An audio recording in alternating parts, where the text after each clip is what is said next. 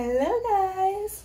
My name is Joan and welcome to my YouTube channel where I share home decor and DIY videos. In my previous video, I mentioned that I will be making a short series that leads up to my parents' big room makeover. Well, this is episode 2 of that series where I turned this old fabric chair into this gorgeous leather chair.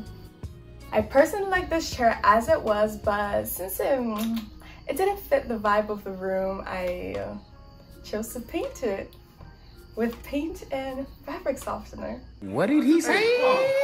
I know it sounds crazy, but trust me, it works. It's a super easy DIY project that upcycles something you already have with just paint and fabric softener. Once the paint dries, the color does not leach onto your clothes or anything. In the final clips, you'll see that I put a white blanket onto the chair, and trust me, I would not be doing that if the color was leaching onto my blanket. Also, once everything dries, this chair is comfortable to sit on like any other chair. So, with your worries out of the way, come along with me to paint this chair. But before we jump into the video, be sure to subscribe to stay up to date, and also find me on Instagram for smaller unseen DIYs and home decor tips. So now let's get into the video.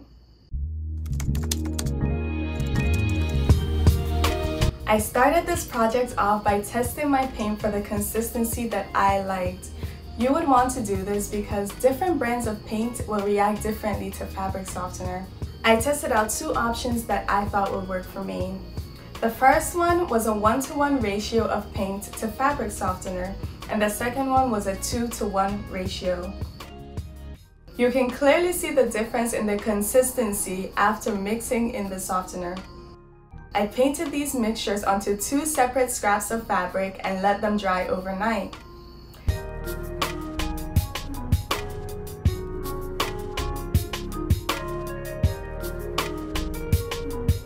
Before we call it a night, let me show you the colors I chose.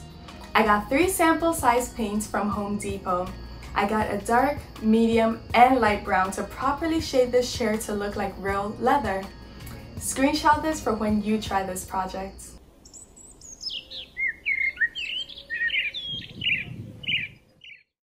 It is now morning time and I'm going to check with my paint to see which one worked out. Well, they both feel rough actually, but this one just feels a little bit rougher. So I think I'll go with this 2/3 paint to 1/3 softener combo. So I'm gonna mix my paint now. And actually, let me point out that with this paint here, that's the one we mixed yesterday, hasn't dried at all. Still fully wet, so I'm gonna just use that.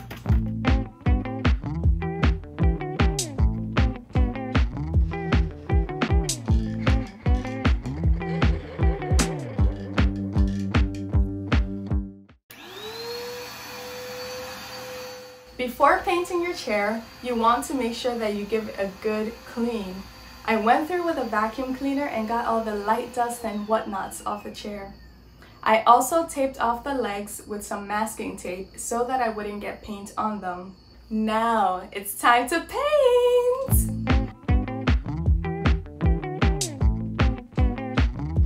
Oh, I forgot to mention that you want to have a spray bottle filled with equal parts water and softener.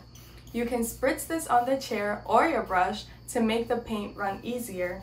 It also helps with blending out the colors when the time comes. I went through the whole chair with my lightest color first. I repeatedly spritzed the chair, then painted. Standing by the wall, what a picture of elegance. Writing on the stall phone number, such a gentleman. Who you gonna call, baby? I've been waiting for you. When that was done, I added my mid-tone brown into the corners and creases of the chair, being sure to blend out the colors with the help of my spritz bottle. No, I don't wanna dance, baby, after you leave. I'm showing up on your phone. Be the last one. Here's how the chair looks after the first coat. As you can see, the original pattern is still very visible, but that will go away with subsequent coats. After this first coat, I was so excited to see how this project would turn out. I chose to leave the back unpainted as like a truth window sort of thing, like, ooh, this is how it looked before. Anywho, we'll let this chair dry overnight and come back to check up on it. It's RSM.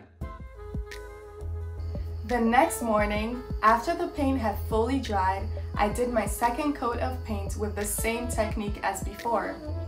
This time, however, I added in my darkest brown tone, being sure to keep it only in the creases of the chair.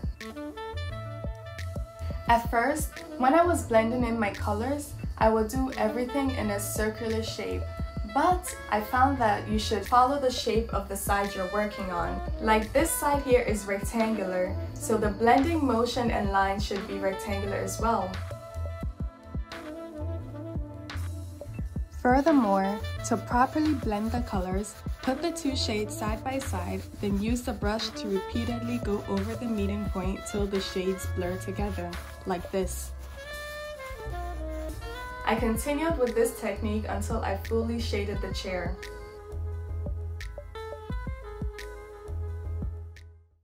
Here's how the chair looks after the second coat had dried. You can still see a bit of the pattern underneath, but much less than before. I only have enough paint for one final coat, so let's hope that works out. Something I want to point out is how good this smells. It all smells like fabric softener, and I'm not mad at it. Anywho, I went in with my paints for a final coat using the same spritz and paint technique as before.